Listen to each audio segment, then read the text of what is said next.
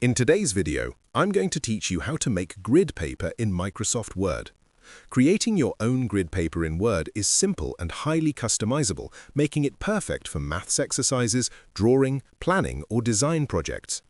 The first step is to insert a table.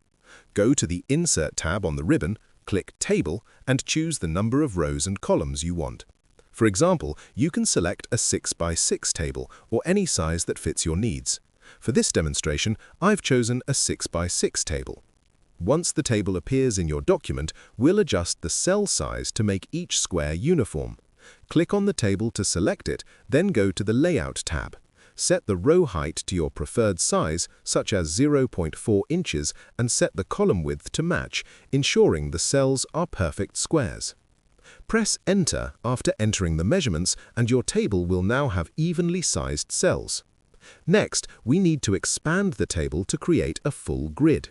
With the table still selected, you can add more rows and columns.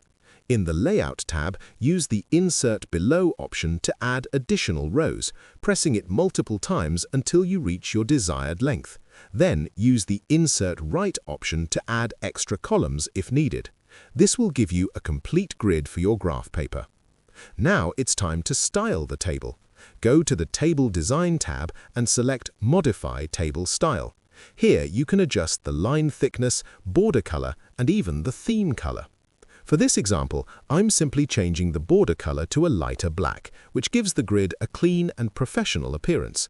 Once you're satisfied, click OK, then click outside the table to finalize your changes. Your graph paper is now taking shape. If you prefer smaller cells, you can adjust the size at any time. Select the table, return to the Layout tab, and change the row height and column width to smaller values, such as 0.2 inches. Then insert additional rows and columns as needed to maintain your grid. Finally, once your grid paper is complete, you can save it for printing or sharing. Go to File, click Save As, and choose PDF if you want a fixed format. Name your file, click Save, and your custom graph paper is ready to use. If you found this video helpful, let me know in the comments. Give it a like, subscribe to the channel, and don't forget to hit the notification bell.